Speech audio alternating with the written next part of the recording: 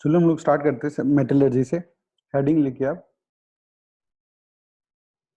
Metallurgy.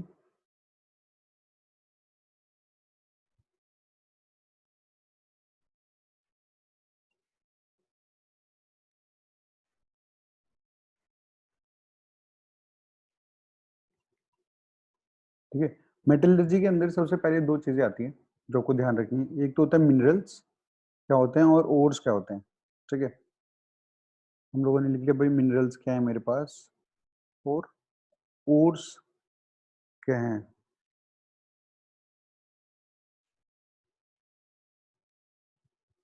ठीक।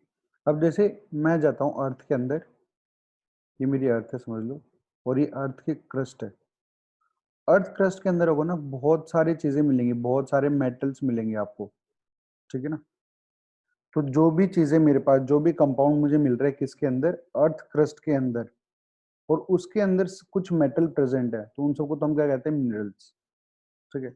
और ores क्या होते हैं, जब आप ये मिनरल्स को यहाँ से समझो आपने अर्थ क्रस्ट के अंदर से कुछ मिनरल निकाला, ठीक है ना, समझो आपने ये मिनरल्स को निकाल लिया और आपको इसके अंदर बहुत ज्यादा परसेंटेज में, जहाँ पर जिसका परसेंटेज बहुत ज्यादा हो, जिसके अंदर आप मेटल को क्या कर सको, एक्सट्रैक्ट कर सको, यहाँ से निकाल सको, जो कि आपका इकोनॉमिकल हो, तो उसे हम लोग क्या कहते हैं, ओर्स कहते हैं। ठीक है। सबसे पहली चीज अर्थ क्रस्ट में गए हम लोग, वहां पर हमको बहुत सारे कंपाउंड्स मिलेंगे जो वहां से मैं मेटल निकाल सकता हूँ।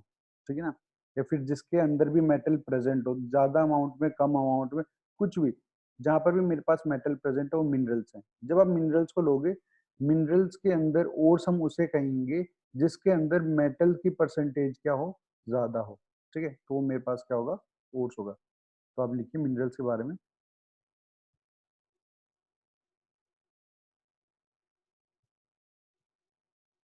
Minerals are the compound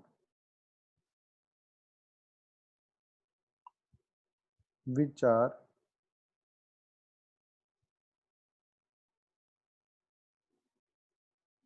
found in earth crust and contain some metals। ठीक है। वो क्या होता है मेरे पास, अर्थ क्रस्ट के अंदर मिलते हैं और उनके अंदर क्या होता है, कुछ मेटल प्रेजेंट होंगे। और फिर ओर्स के बारे में लिखिए। Ores are the minerals which contain high percentage of specific metal and the metal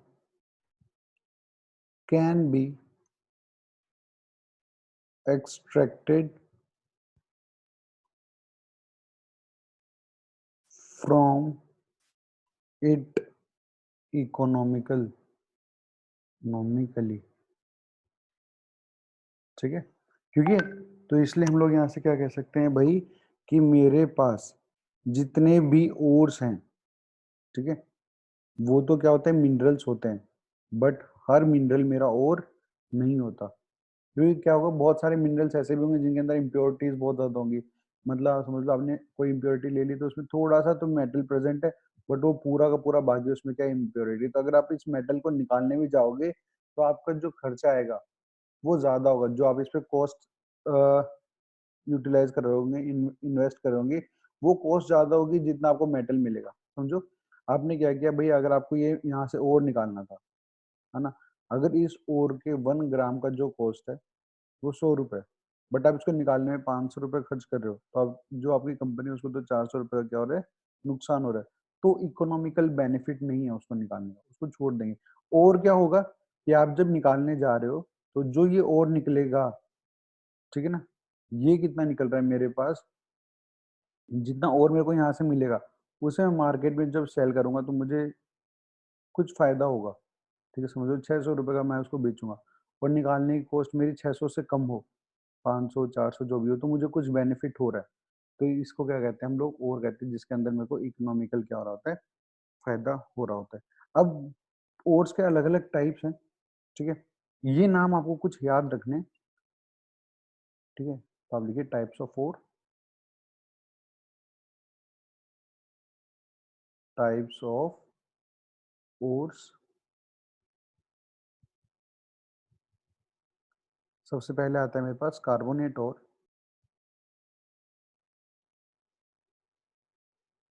carbonates ores, इसके अंदर कार्बोनेट होगा हर कंपाउंड के अंदर। ये कुछ नाम ऐसे हैं कि आप एक बार याद करोगे तो आपको याद नहीं होंगे, टाइम के साथ धीरे धीरे धीरे याद हो जाएंगे और आपको उनको रिवाइज करना पड़ेगा। जैसे FeCO3 है, ठीक है, इसको बोलते हैं सिडराइट,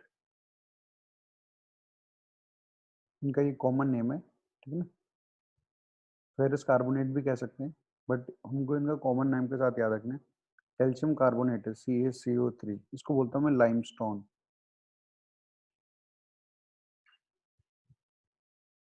MgCO3 है, मैग्नीशियम कार्बोनेट, इसको बोलता हूँ मैग्नेसाइट।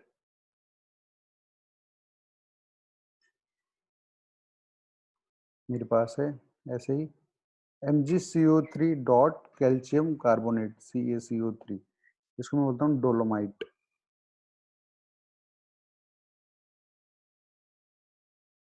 ठीक है, फिर आपके पास है PbCO3 है, इसको मैं बोलता हूँ सेरस साइट। फिर मेरे पास है एक MgCO3 डॉट 7H2O, इसको बोलते हैं इप्सम सॉल्ट। फिर आपके पास आता है copper carbonate dot copper hydroxide है, इसको बोलते हैं मेलेसाइट, मेलेसाइट, ठीक है, ये ग्रीन कलर का होता है।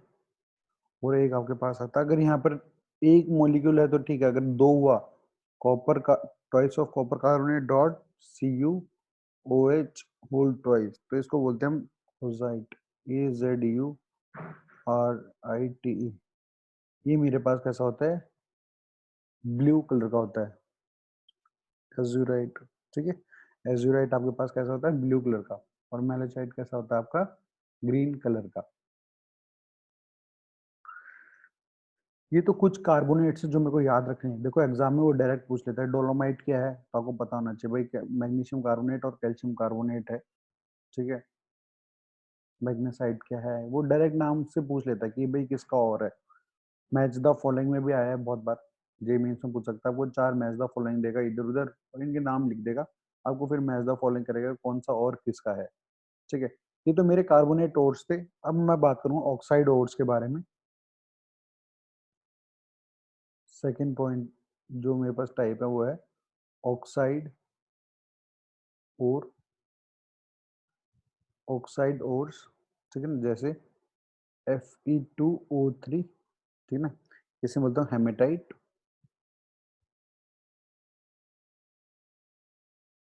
ठीक है ना, और Fe2O3 की जगह अगर Fe3O4 हो तो उसे मैं कहता हूँ मैग्नेटाइट,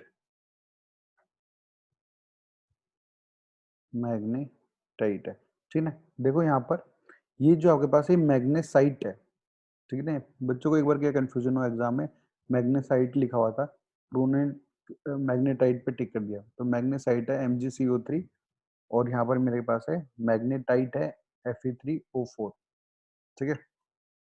आगे लिखो आप, कॉपर ऑक्साइड जो है मेरे पास उसमें बोलता हूँ क्यूप्राइट, ठीक है, और रूबी कॉपर भी बोलते हैं।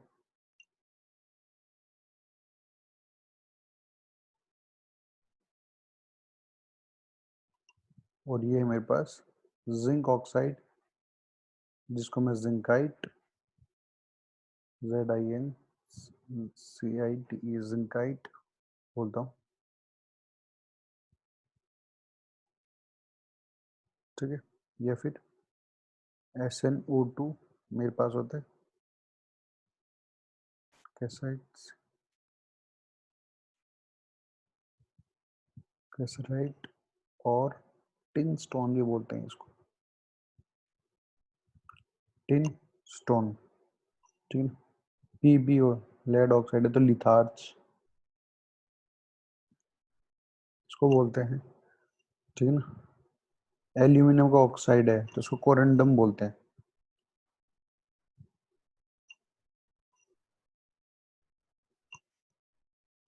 और अगर एल्यूमिनियम ऑक्साइड का वाटर के साथ आपने कर रखा है, ठीक है ना, हाइड्रेशन, तो इसे बोलते हैं बॉक्साइट,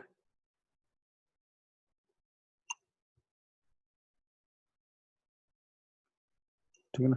और अगर आपने ये जो है मेरे पास, ठीक है ना, हेमेटाइट, हेमेटाइट वाटर के साथ प्रेजेंट है, Fe2O3 डॉट 3H2O है, जैसे बोलते हैं ल्यूमोसाइट, ल्यूमोनाइट।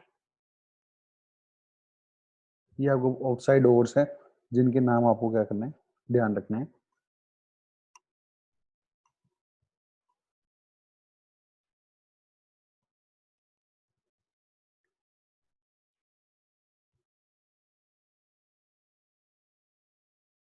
ठीक है, अब हम बात करेंगे सल्फाइड ओर्स की।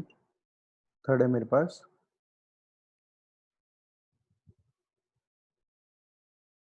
सल्फाइड ओर। ये सल्फाइड ओर कौन कौन से होते हैं, एक होता है आपके पास कॉपर फेरिक सल्फेट, इसे मैं कहता हूँ कॉपर पायराइट,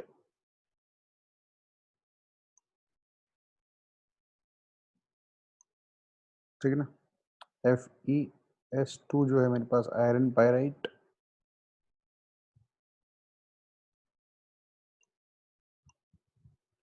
Cu2S जो होगा वो उसे कहते हैं कॉपर गैलेंस,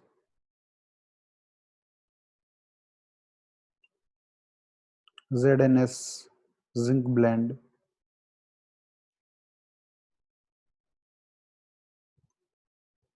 PbS को हम बोलते हैं गैलेना,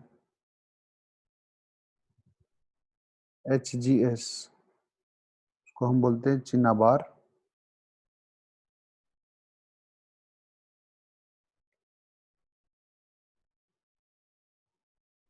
ठीक है। फिर आपके पास आती है फोर्थ टाइप की कैटेगरी जिसे हम कहते हैं हेलाइड ओर्स,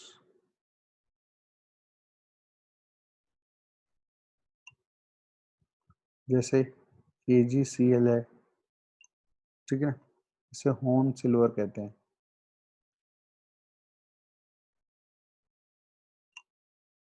फिर आपके पास आता है KCl dot MgCl2 dot 7H2O है मेरे पास, ठीक है। हेलाइड और क्यों बोला, क्योंकि इसमें हेलोजेंस प्रेजेंट है। होन सिल्वर हो गया। ये जो मेरे पास है कार्नेलाइट है,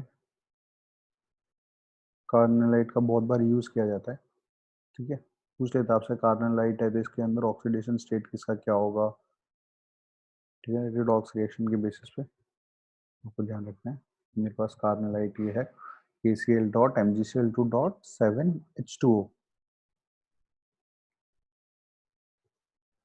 ठीक है। फिर आगे पास आते हैं Na3Al F6, इसको बोलते हैं कैरोलिंक,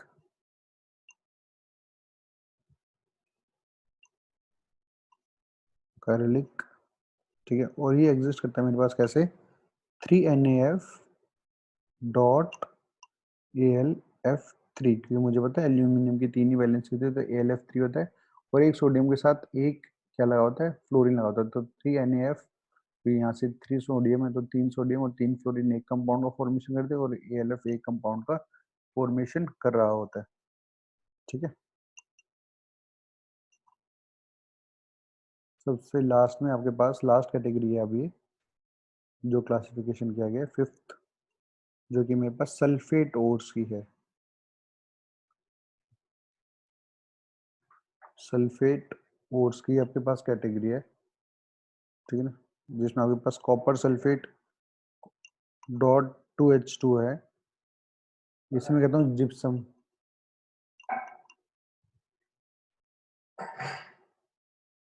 और आपके पास एक और होता है PbSO4, ये भी आपके पास एक सल्फेट है, एंग्लेसाइट।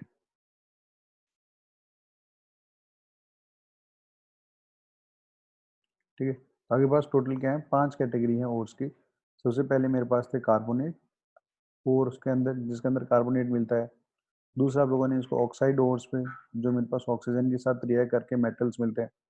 फिर आपके पास आता है सल्फाइड ओर्स, जो सल्फर के साथ रिएक्ट करते हैं। फिर आपके पास होता है हैलाइड ओर्स, और लास्ट में आते हैं सल्फेट ओर्स।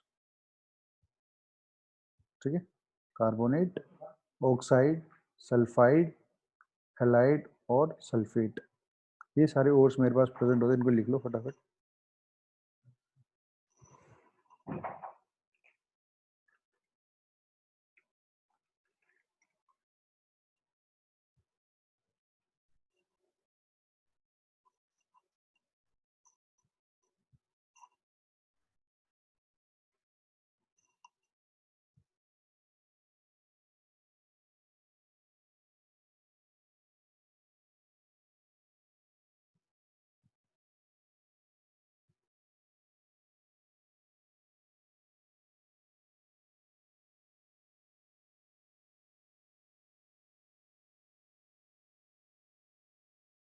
ठीक है, तो अब हम लोग बात करेंगे मेटलर्जी की। अभी तक हमने 2 वर्ड पढ़े थे, एक तो था मिनरल्स, कि भाई जो मेरे पास अर्थ क्रस्ट में जहाँ मिलेगा, जहाँ पर मेरे को क्या मिले, मेटल मिले, कुछ अमाउंट ऑफ मेटल प्रेजेंट हो।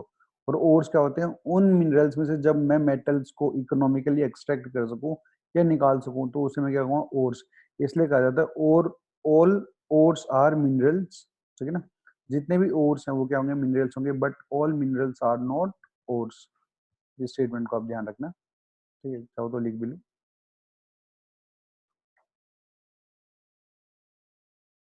All ores are minerals, but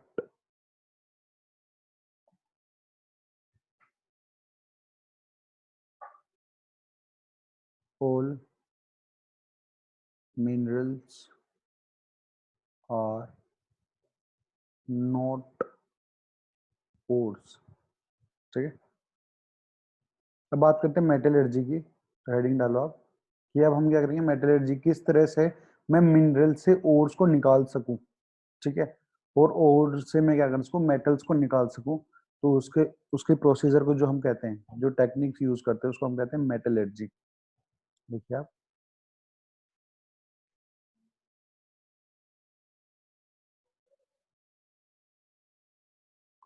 ठीक है, तो लिखिए the science of extraction of metals from its ores in an economical way is called metallurgy।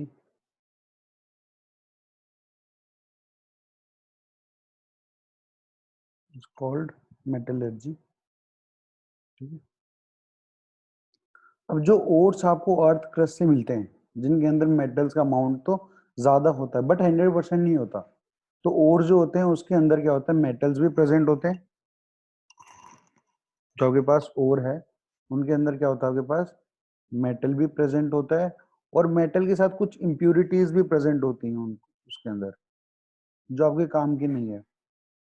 जैसे सिलिका हो सकती है, मिट्टी होगा, ये सब चीजें होंगी जो हमको अर्थ क्रस्ट में मेरे को एक मेटल के साथ मिलेंगी, बट वो इम्प्यूरिटीज मेरे काम की नहीं है। इन इम्प्यूरिटीज को हम बोलते हैं गैंग पार्टिकल्स।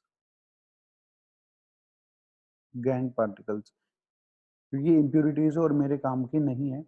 ठीक है, जैसे अभी मैंने आपको बताया क्या क्या हो सकता है, सिलिकेट्स हो सकते हैं,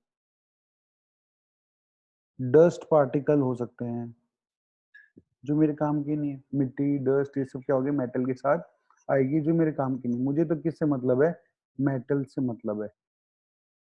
इम्प्यूरिटीज तो मेरे को निकालनी ही है। तो आप क्या करते हो, आप इम्प्यूरिटीज को निकालने के लिए अलग अलग प्रोसीजर पढ़ते हैं। हम क्या करते हैं, ओर्स को ले लेते हैं। ओर से अब मुझे पता है मेटल निकालना है मुझे, तो इम्प्योरिटीज को हटाना पड़ेगा, और इम्प्योरिटीज को हटाने के लिए हम क्या करते हैं, अलग अलग तरीके के प्रोसेस को पढ़ते हैं, वही हमारी मेटलर्जी होती है। ठीक है, अब मेटल्स मुझे पता है बहुत टाइप के होते हैं, ठीक है ना, 3 टाइप के मेटल्स मेरे पास, इन मेटल्स को फिर 3 क्लासिफिकेशन की गई मेटल्स की, ठीक है ना। एक तो बोला गया कि भाई जो बहुत हाईली रिएक्टिव होते हैं, ठीक है, कौन सी जो हाईली रिएक्टिव है, एक बोले भाई जो मॉडरेट रिएक्टिव होते हैं, और एक मेरे पास क्या होते हैं, लो रिएक्टिव होते हैं। क्योंकि जो हाईली रिएक्टिव होंगे वो दूसरे कंपाउंड्स के साथ क्या करेंगे, दूसरे एलिमेंट के साथ फटाफट कंपाउंड का फॉर्मेशन कर लेंगे, मॉडरेट थोड़ा बहुत कर पाएंगे, और पर जो लो वाले हैं वो किसी के साथ कंपाउंड फॉर्मेशन नहीं कर पाते। ठीक है, तो सबका अलग अलग प्रोसीजर होता है जो हम लोग यहाँ पढ़ेंगे। तो जो मेरे पास ये 3 क्लासिफिकेशन गया, तो हाईली रिएक्टिविटी जो है उसके अंदर जैसे मेरे पास पोटेशियम है, सोडियम है, कैल्शियम है, ठीक है ना, मैग्नीशियम है। मॉडरेट की कैटेगरी में रखा गया आयरन को, कॉपर को, एल्यूमिनियम को, और लो, जो सबसे लो रिएक्टिव होते हैं, सिल्वर, गोल्ड, प्लेटिनम, ये सब कैसे होते हैं, लो रिएक्टिव होते हैं। ठीक है, अब क्या हुआ, जो हाईली रिएक्टिव होते हैं ना, हमें पता है कि भाई ये कंपाउंड्स के साथ बहुत जल्दी बॉन्ड का फॉर्मेशन करेंगे, और स्ट्रॉन्ग बॉन्ड बनने वाला है, तो अब वो स्ट्रॉन्ग बॉन्ड तोड़ना भी पड़ेगा मुझे। ठीक है, तो इन सब केसेस में हम मेनली जो होते हैं वो इलेक्ट्रोलिसिस यूज करते हैं, ठीक है ना, electrolysis of their molten state, molten state, उसका मोल्टन स्टेट लेते हैं और उसकी इलेक्ट्रोलिसिस करा देते हैं, ठीक है ना। और इसमें क्या होता है, रिडक्शन करते हैं उनका, रिडक्शन ऑफ ओर्स, ओर्स लेते हैं, और उसमें जो भी उनके अगर ऑक्साइड्स का फॉर्मे, ऑक्साइड से जो भी है, तो उसका रिडक्शन करेंगे, ठीक है, ऑक्सीजन निकाल के ये सब। और जो आपके लो रिएक्टिव हैं, अभी देखो लो रिएक्टिव किसी के साथ रिएक्ट ही नहीं करते, तो इनको क्या करते हैं हम, डायरेक्ट हीटिंग से सेपरेट करते हैं। ये मुझे पता है, जब मैं इसको हीट करूंगा तो जो सिलिका है, मिट्टी होगी, वो तो गर्म होगी नहीं, बट ये मेटल्स क्या होंगे, मेरे सॉलिड स्टेट से लिक्विड स्टेट में आ जाएंगे, और फिर उसमें से इनको क्या कर लूंगा, एक्सट्रैक्ट कर लूंगा। तो ये कैसे होते हैं, बाय डायरेक्ट हीटिंग, आप लो और उसको डायरेक्ट क्या कर दो, हीट कर दो। अगर आप उसे हीट कर दोगे तो क्या हो जाएगा मेरे पास, आप इजीली उसको क्या कर सकते हो, एक्सट्रैक्ट कर सकते हो, ठीक है।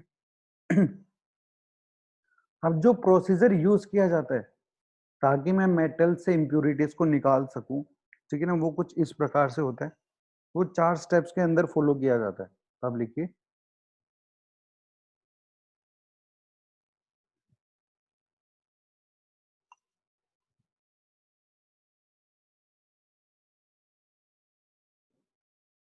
Following steps are followed. First is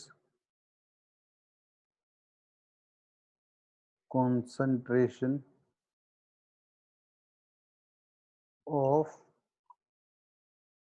ores, लेकिन आप क्या करते हो, ओर्स के अंदर जितनी भी इम्प्योरिटीज प्रेजेंट है उसको हटाने की कोशिश करते हो, उसकी कंसंट्रेशन करते हो, या फिर इसे ड्रेसिंग भी कहते हैं, ठीक है, कि उसके सरफेस पे, आउटर मोस्ट सरफेस पे जो कुछ लगा हुआ है, ठीक है ना, जैसे घर के अंदर हम लोग क्या करते हैं, कोई भी सब्जी लेके आते हैं, तो लाते क्या करते हैं, पहले उसको पानी से धोते हैं, क्यों, क्योंकि उसके जो आउटर मोस्ट सरफेस पे जो जितनी इम्प्योरिटीज लगी है वो रिमूव हो सके। तो सेम काम यहाँ पर भी है मेरे पास, हम कंसंट्रेशन ऑफ ओर के अंदर क्या करते हैं, जो इम्प्योरिटीज मैं सिंपली हटा सकता हूँ उनको हटाने की कोशिश करते हैं, ताकि और की कंसंट्रेशन क्या हो जाए, बढ़ जाए।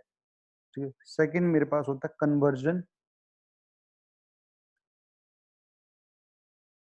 ऑफ ओर्स इनटू ऑक्साइड्स, ठीक है ना, आप ओर्स को किस में कन्वर्ट करते हो, ऑक्साइड्स में, उनका ऑक्सीडेशन करवाते हो। थर्ड पार्ट है आपके पास reduction of ores into metals. अब क्या था, ओर्स के अंदर तो मेरे पास ऑक्साइड्स का आपने फॉर्मेशन करा लिया, तो जो मेटल्स थे वो तो ऑक्सीजन के साथ रिएक्ट करके ऑक्साइड बना लेंगे, बट सिलिका तो ऑक्साइड नहीं बना पाएगा, ठीक है, मिट्टी तो मेरे पास क्या होगा, ऑक्साइड्स का फॉर्मेशन नहीं कर पाएगा, तो मैं उसके बाद क्या करूँ, अब मेरे को वो जो ऑक्सीजन मेटल के साथ कंबाइन हो गई उस ऑक्सीजन को निकालना है, ठीक है? क्योंकि ऑक्साइड्स बनने के बाद मैं सिलिका को अलग कर दूँगा, मिट्टी और ये सब जो चीज़ें हैं, इम्प्यूरिटीज़ जो मेरे पास गैंग पार्टिकल्स उनको हटा दूँगा, तो ऑक्साइड्स बच जाएँगे। अब ऑक्साइड्स का रिडक्शन करके मैं क्या निकालूँगा वहाँ से, मेटल्स निकालूँगा। अब मेटल जब मुझे मिल गया तो मैं लास्ट स्टेप जो मेरे पास होता है रिफाइनिंग, उस मेटल की रिफाइनिंग करूँगा और मेरे को मेटल क्या हो जाएगा, मिल जाएगा। तो अब लास्ट स्टेप होता है रिफाइनिंग ऑफ मेटल, ठीक है? ये जो प्रोसीजर है आपको मैं अगर छोटे फॉर्म में बताऊँ तो आपको आपने क्या किया, एक ओर लिया, ठीक है ना? अर्थ क्रस्ट से आपको मिल गया भाई ये ओर है मेरे पास। आपने पहले उसको कंसंट्रेट कर दिया, उसको अच्छे से साफ या जो उसके आउटर मोस्ट सरफेस पे मिट्टी विट्टी लगी थी सब कुछ साफ करके उसको कंसंट्रेशन बना लिया, ठीक है? अब आपने क्या किया, इसको छोटे छोटे टुकड़ों में तोड़ भी लेते हैं वैसे तो पाउडर फॉर्म में, फिर उसके बाद आप इसका रिएक्शन करते हो ऑक्सीजन से ताकि ऑक्साइड्स का फॉर्मेशन हो। तो जो मेटल था वो तो मेरा मेटल ऑक्साइड बना लेगा, बट जो सिलिका थी वो तो ऐसे ही प्रेजेंट रहेगा, मतलब मिट्टी जो थी वो तो ऐसे ही प्रेजेंट रहेगी। अब मेटल ऑक्साइड मुझे मिल गया, मिट्टी मैंने हटा दी। मेटल ऑक्साइड का मैं क्या करूंगा, रिडक्शन, ताकि मुझे क्या मिल जाए, मेटल मिल जाए। अभी मेटल मिल गया और फाइनली मैं क्या करूंगा, इसका रिफाइनिंग करके मेरा मेटल क्या होगा, मुझे मिल जाएगा। इस प्रोसीजर को हम फॉलो करेंगे, ठीक है, सभी एलिमेंट्स की मेटलर्जी के अंदर, ठीक है। तो जो इसके अंदर सबसे पहला पार्ट है ये, अब हमको ये 4 स्टेप है वो वन बाय वन करके पढ़ना है। सबसे पहले भाई मैं कंसंट्रेशन कैसे करूँगा, फिर मैं ऑक्साइड्स के अंदर कन्वर्जन कैसे करूँगा, फिर उसका रिडक्शन कैसे करूँगा और फिर रिफाइनिंग के लिए मैं क्या-क्या प्रोसीजर यूज़ करने वाला हूँ। जब आप ये चारों स्टेप पढ़ लोगे तो वैसे ही आपका चैप्टर भी क्या हो जाएगा, खत्म हो जाएगा, ठीक है। तो हम सबसे पहले बात करते हैं कंसंट्रेशन ऑफ ओर्स के बारे में, कि हम कंसंट्रेशन ऑफ ओर्स कैसे करेंगे। हेडिंग डालो आप। फर्स्ट जो है आपके पास वो है कंसंट्रेशन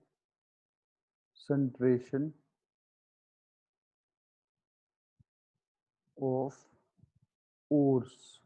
इसको और भी नाम से जाना जाता है, बेनिफेक्शन भी कहते हैं, BENE फैक्शन, FICATN बेनिफेक्शन भी कहते हैं, और एनरिचमेंट ऑफ ओर भी कहते हैं।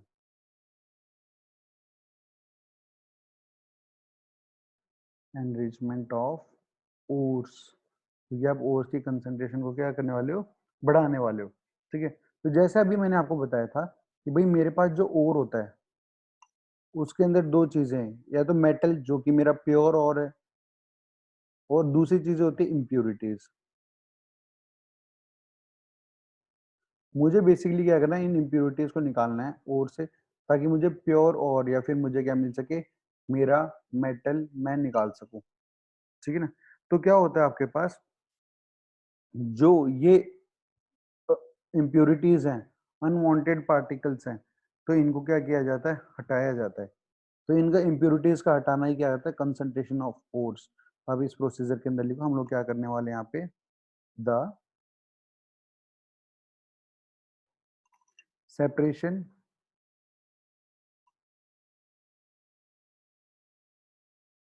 Of force from unwanted earthly and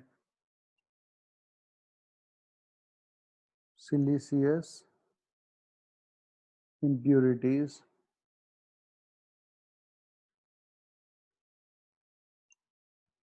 is called concentration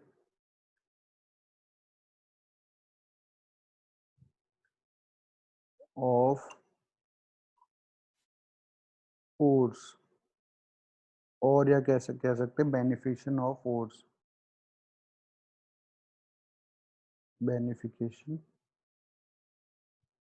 of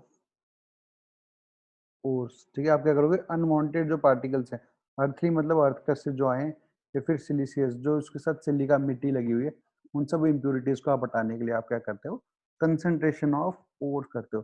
अब कंसंट्रेशन ऑफ फोर्स करने के अलग अलग तरीके हैं कि भाई आप कैसे करोगे, ठीक है। तो हम लोग अब अलग अलग तरीके पढ़ेंगे भाई, कि मेरे पास अगर और प्रेजेंट है तो मैं उसका कंसंट्रेशन कैसे करूंगा। तो ये फर्स्ट मैंने यहाँ नाम दिया है, फर्स्ट मेथड हम लोग ये पढ़ रहे हैं। अब इसके सब टॉपिक्स जो है कि हम अलग अलग कौन कौन से मेथड है, उसमें ए से रिप्रेजेंट करता हूँ। ए मेरे पास आएगा gravity separation method, gravity separation method, या फिर मैं उसे हाइड्रोलिक वॉशिंग भी कह सकता हूँ।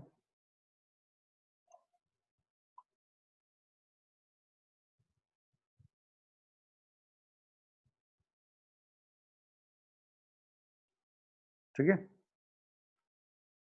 हाइड्रोलिक वॉशिंग भी कहता हूँ मैं इसे। अब इसके अंदर पढ़ेंगे हम लोग करने क्या वाले हैं, देखो इसके अंदर क्या करता है, आपके पास ग्रेविटी डिफरेंस होना चाहिए कि आपके पास जो ओर है और जो इम्प्योरिटी है उन दोनों की डेंसिटी में क्या होना चाहिए, डिफरेंस होना चाहिए वेट में। या तो हम मान लेंगे भाई ओर जो था मेरा वो हैवी है और जो मेरी इम्प्योरिटी है वो क्या होनी चाहिए, लाइट होनी चाहिए। या आप उल्टा भी मान सकते हो कि भाई मेरा ओर लाइट हो और इम्प्योरिटी क्या हो, हैवी हो। दोनों की बेसिकली क्या है, डेंसिटी में डिफरेंस होना चाहिए। ठीक है, मैंने एक पल के लिए एक एग्जांपल समझाने के लिए मैंने मान लिया कि ओर मेरा हैवी है और इम्प्योरिटी कैसी है, मेरी लाइट है।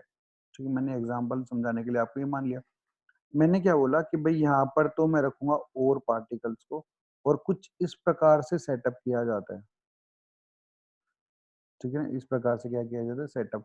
अब जो आपके पास ओर था वो छोटे छोटे पार्टिकल्स में प्रेजेंट होता है, वो आपने पार्टिकल्स लेके यहाँ डाल दी, समझो। ठीक है ना, अब आप क्या करोगे, आप यहाँ से वाटर डालना शुरू करोगे। ठीक है ना, अब मुझे पता है वाटर जब यहाँ से आएगा तो लेवल वाटर का बढ़ता जाएगा बढ़ता जाएगा, एक पल तक यहाँ तक बढ़ जाएगा, फिर वाटर मेरे यहाँ से आगे मूव करने लग जाएगा। तो देखो जब पानी यहाँ भर जाएगा तो जो लाइटर पार्टिकल्स होंगे ऊपर आ जाएंगे, मतलब जो इम्प्योरिटीज है वो क्या हो जाएंगे, अब ऊपर आने लग जाएंगे। साथ ही साथ आप क्या करते हो, ये जो आपके पास वेज नीचे की तरफ जा रहा है, आप यहाँ पर बीच बीच में ना नेट लगा देते हो। ये नेट आप लगा के रखते हैं यहाँ पे। ये नेट क्यों लगाया, ये बताता हूँ मैं आपको। देखो अब क्या होगा, मेरे पास के वाटर आ रहा है, ठीक है, वो नीचे मिला है इनके साथ, ओर्स के साथ। जो लाइटर पार्टिकल थे उनको अपने टॉप मोस्ट सरफेस पे ले गया। अब वो फ्लो करने लगेंगे। बाय चांस अगर आपका थोड़ा बहुत और भी आ रहा है तो वो यहाँ रुक जाएगा, और वाटर आपका क्या करेगा, और ऊपर क्योंकि फ्लो करके चला जाएगा। थोड़ा बहुत और रह गया जो वाटर के साथ चलेगा, वो यहाँ रुक जाएगा और आपका वाटर आगे चला जाएगा। तो यहाँ पर अगर आपके पास जो अभी वाटर आगे निकला है, तो अगर उसके अंदर थोड़ा बहुत भी और जो कि हैवी है वो नीचे सेटल डाउन हो जाएगा, और पानी जो आपके पास इम्प्योरिटीज के साथ आगे बहता हुआ निकल जाएगा। तो क्या होगा आपके पास, अब फाइनली एक टाइम ऐसा आ जाएगा कि यहाँ पर क्या होगा, सिर्फ आपके पास प्योर और होगा। उसके अंदर जितने भी सिलिका थी, इम्प्योरिटीज थी, अर्थली पार्टिकल्स थे, वो सब क्या हो चुके हैं, यहाँ से जा चुके हैं। और बचा हुआ और थोड़ा बहुत मुझे क्या मिलेगा, इन नेट के ऊपर मिल जाएगा। तो मैं यहाँ से क्या करूँगा, उस नेट, इस और पार्टिकल को और इसको जो मेरे पास यहाँ पे मैंने डाला था उनको एक्सट्रैक्ट कर लूंगा, और मुझे प्योर और मिल जाएगा। ठीक है, इसलिए इसको क्या कहते हैं, ग्रेविटी सेपरेशन या हाइड्रोलिक वॉशिंग भी, क्योंकि आप पानी से इसे क्या कर रहे हो, वॉश कर रहे हो। तो आप लिखो इसके बारे में। और ये मेनली जो है मेरे पास, जो हमने अभी यूज किया है इसको Fe2O3 के साथ, जो कि मेरा क्या है, हेमेटाइट है, मैंने उसके साथ इसको यूज किया है। यूज करते हैं मतलब मेनली इसे। ठीक है, तो आप लिखो this method is used for the ores which have difference in densities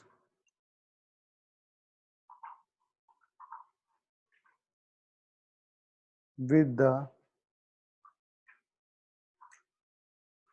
impurity particles, with the impurity particles, जिनके अंदर क्या होता है, ये डेंसिटी डिफरेंस होता है।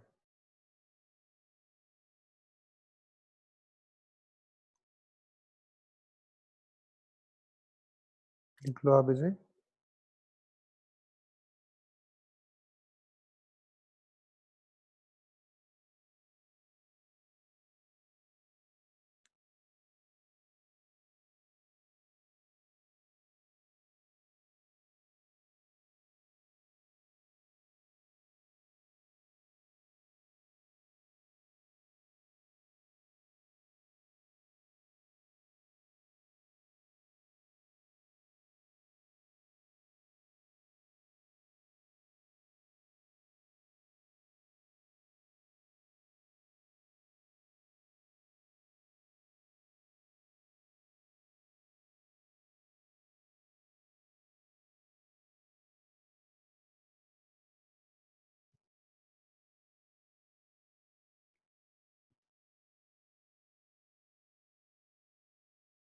ठीक है, लिख लिया आपने? नेक्स्ट मेथड, एक तो हमने ग्रेविटी सेपरेशन देख लिया भाई, जिनकी डेंसिटीज में डिफरेंस होगा तो उसको मैं सेपरेट कर लूंगा। अब मेरे पास जो नेक्स्ट प्रोसीजर है, जैसे मैं यहाँ पर मैंने ए लिखा था क्योंकि नंबरिंग इस तरह की गई कि जो मेरा पहला जो मेथड था कंसंट्रेशन ऑफ ओर्स के लिए, तो उसका पहला मेथड जो हम यूज कर सकते हैं ग्रेविटी सेपरेशन से कर सकते हैं। अगर ग्रेविटी सेपरेशन से नहीं होता है तो मैं यूज करूंगा बी मेथड, दूसरा जो मेरे पास है मैग्नेटिक सेपरेशन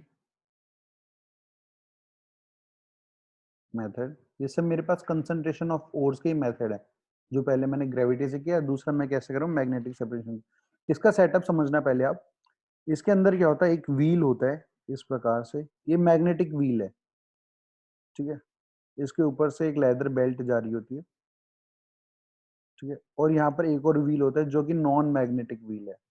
तो मैंने कह दिया भाई ये व्हील तो मेरा कैसा है, मैग्नेटिक है, और ये व्हील मेरा कैसा है, नॉन मैग्नेटिक व्हील है।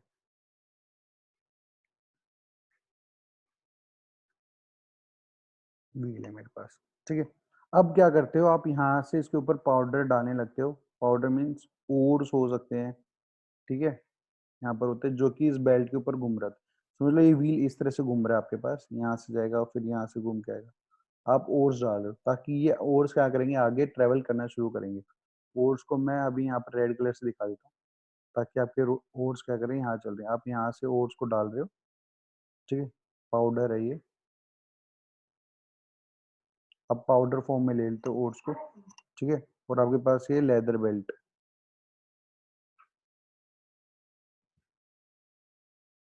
ठीक है।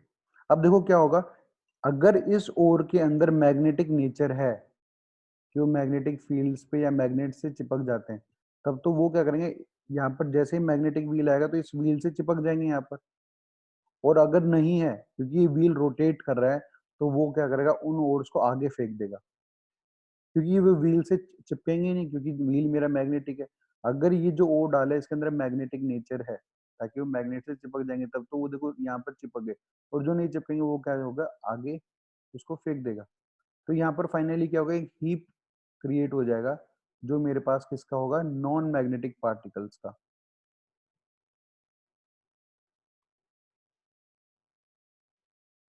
ठीक है। और जो जिसके अंदर मैग्नेटिक नेचर होगा, तो वो मेरे पास किसके चिपकेगा, इस बेल्ट के। और जैसे वो यहाँ से निकलेगा मैग्नेटिक बेल्ट, मैग्नेटिक व्हील से दूर, तो वो यहाँ गिर जाएगा। तो यहाँ पर आपको क्या मिलेगा, मैग्नेटिक ओर आपका मिल जाएगा। मैग्नेटिक पार्टिकल्स यहाँ प्रेजेंट होंगे, ठीक है, क्योंकि आगे वाला व्हील मेरा नॉन मैग्नेटिक है, तो ये बेल्ट अपने साथ चिपका के आगे नहीं ले जा पाएगी, ठीक है। ये बेल्ट की जो डायरेक्शन ऑफ मूवमेंट है वो क्या है, इधर जा रहा है बेल्ट पहले, और फिर ऐसे घूम के वो इधर से इस डायरेक्शन में आ रहा है वापस, ठीक है। तो आप लिख सकते हो, ये कब हम यूज कर सकते हैं, जब उनके मैग्नेटिक नेचर में डिफरेंस हो, चाहे या तो आपका जो गैंग पार्टिकल है वो मैग्नेटिक हो या और मैग्नेटिक हो, दोनों में से एक चीज मैग्नेटिक होनी चाहिए। वैसे मुझे पता है सिलिकॉन मिट्टी मेरी मैग्नेटिक नहीं होती, तो क्या होगा, मिट्टी को इन सबको यहाँ फेंक देगा, और जो उसमें से मेटल था जो मेरा मैग्नेटिक नेचर शो कर रहा था उसको यहाँ डाल दिया। दोनों अलग अलग जगह पे क्या होंगे, सेपरेटेड हो जाएंगे। तो अब लिखो डिफरेंस इन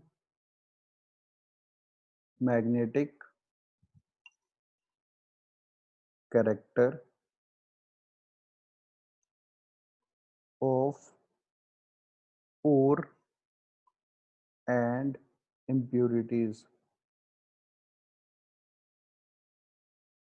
ठीक है। उनके मैग्नेटिक कैरेक्टर में और की इम्प्योरिटीज में क्या होगा, डिफरेंस होगा, ठीक है। जो मैं मैग्नेटिक सेपरेशन मेथड यूज करता हूँ, ठीक है।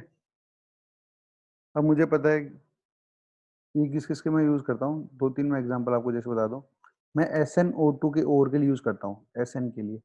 ये मेरे पास कैसा होता है, नॉन मैग्नेटिक इन नेचर का होता है, बट इसके साथ जो इसकी इम्प्योरिटीज है वो कैसी होती है, मैग्नेटिक होती है। वुल्फ्रामाइड्स के लिए यूज किया जाता है। वुल्फ्रामाइड्स मेरे पास क्या है, मैग्नीज टंगस्टन का ऑक्साइड, और उसके साथ होगा आयरन टंगस्टन का ऑक्साइड, ठीक है, इन सब के लिए मैं यूज करता हूँ। अब हम अगली क्लास में क्या करेंगे, फ्लोटेशन एक मेथड है, और भी बहुत सारे मेथड्स होते हैं मेरे पास, उनके प्रिंसिपल क्या है, वो हम लोग कैसे उनको सेपरेट करते हैं, वो सब चीजें पढ़ेंगे। तो आपका आज का काम क्या है, सबसे पहले आपको ये जितने भी ओड्स के नाम यहाँ हम लोगों ने लिखे हैं उनको याद करने की कोशिश करना कि भाई मेरे कार्बोनेट ओड्स क्या क्या हैं, उनका कलर क्या है। ठीक है, मेरे पास ऑक्साइड ओड्स कौन कौन से हैं, मेरे पास सल्फाइड्स, हैलाइड्स और सल्फेट ओर्स कौन से हैं।